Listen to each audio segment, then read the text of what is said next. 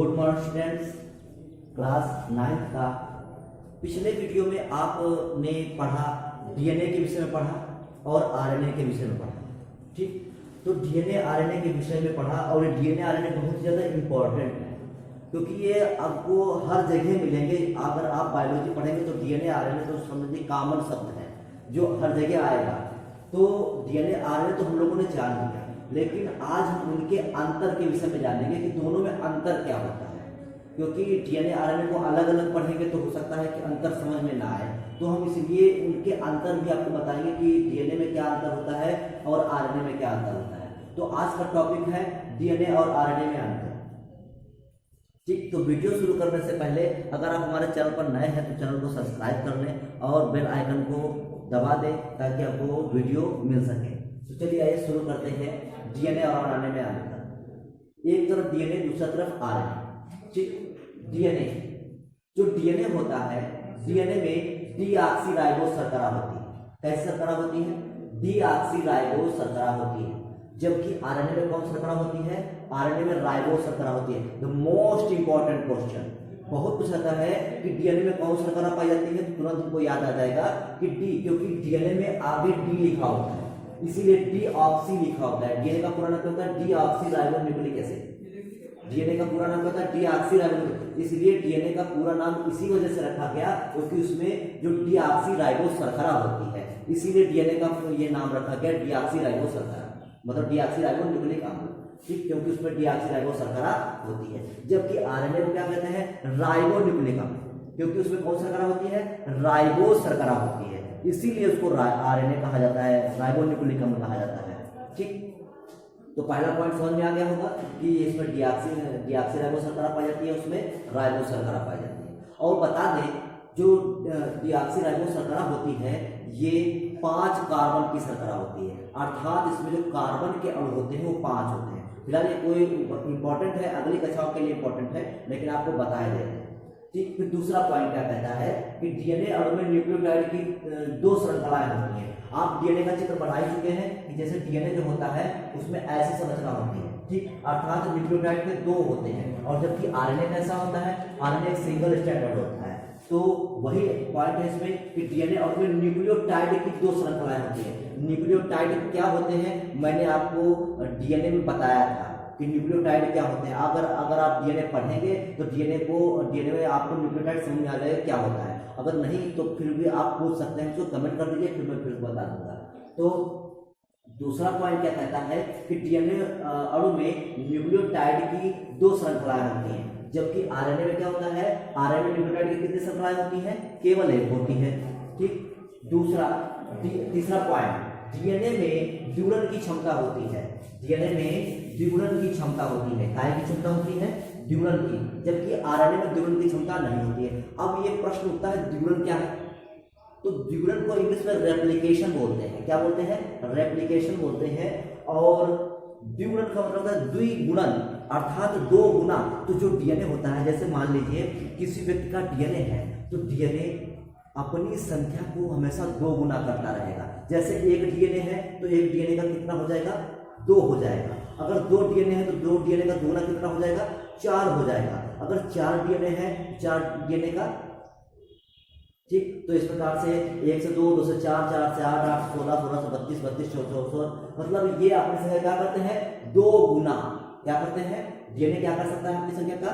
2 गुना, अर्थात द्विगुणन की क्षमता होती है। ओके, तो ये पॉइंट समझ में आ गया होगा। तो द्विगुणन से मतलब क्या होगा? अपनी संख्या को 2 गुना कर लेना। तो डीएनए में द्विगुणन की क्षमता होती है, जबकि आरएनए में द्विगुणन की क्षमता नहीं होती है।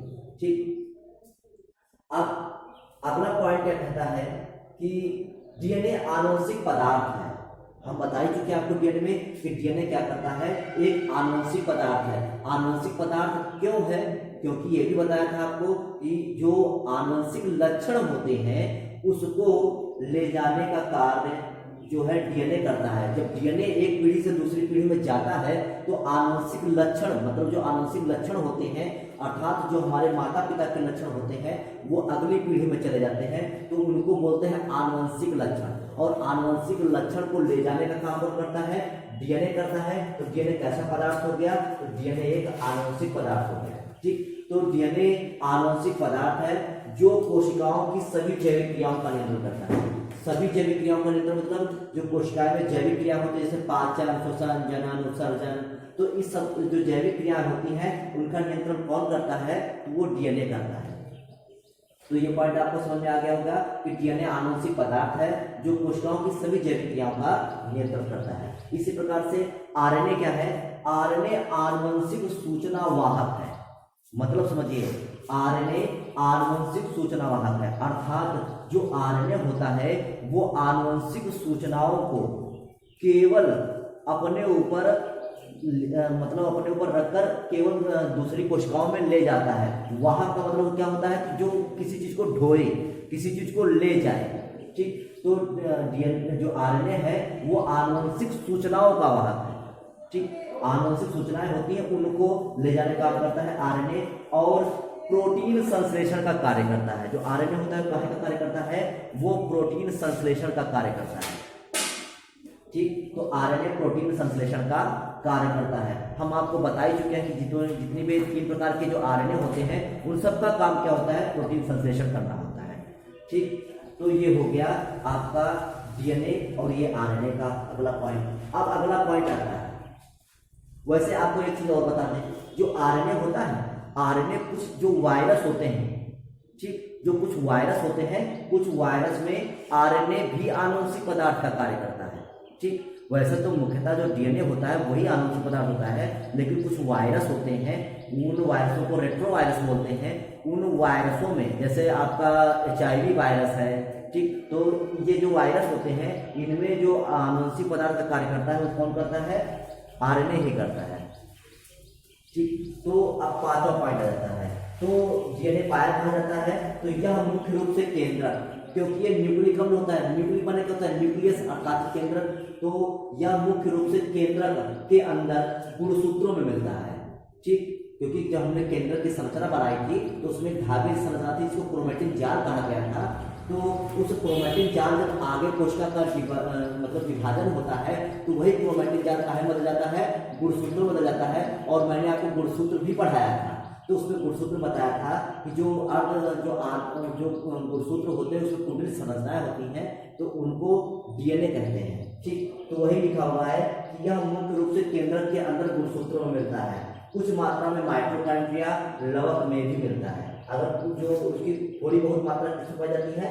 माइटोकॉन्ड्रिया और लवक में भी पाई जाती है। लवक मतलब प्लास्टिक, लवक पढ़ाए हैं हमने आपको कि अवार्डी लवक, वार्डी लवक, हरित लवक सब पढ़ाए हैं आपको, पिछले वीडियो में बताया था। तो ये कहाँ मिलता है? माइटोकॉन्ड्रिया में मिलता है और लवक में मिलता है, लेकिन कुछ मात्रा में। मुख्यतः कहाँ मिलता है? केंद्रक में। जबकि जो आरएनए है, आरएनए केंद्रक के अंदर जो न्यूक्लियोलस होता है, केंद्रिका होती है। जब आपने केंद्रक बनाया तो उसमें एक छोटा सा गोला बनाया था बीच में, तो उसको क्या बोलते हैं? न्यूक्लियोलस अर्थात केंद्रिका बोलते हैं। तो आरएनए कहाँ पे पाया जाता है? केंद्रिका में पाया जाता है। और ये राइबोसोम में भी पाया जाता है, एंडोप्लाज्मिक रेटिकुलम अर्थात अंतः प्रद्रव्य जालिका, इंग्लिश में क्या कहते हैं इसे? एंडोप्लाज्मिक रेटिकुलम, शॉर्ट में क्या कहते हैं इसे? ER। ठीक, ये मैंने पढ़ाया है आपको पिछले वीडियो में। तो न्यूक्लियोलस में मिलता है, राइबोसोम में मिलता है, एंडोप्लाज्मिक रेटिकुलम में मिलता है और कोशाद्रव्य में भी मिलता है। तो आरएनए इतनी जगह पाया जाता है। अब ये बहुत से प्रश्न, ये बहुत इंपॉर्टेंट प्रश्न है, बहुत जगह पूछा जाता है कि आरएनए कहाँ पाया जाता है और डीएनए कहाँ पाया जाता है।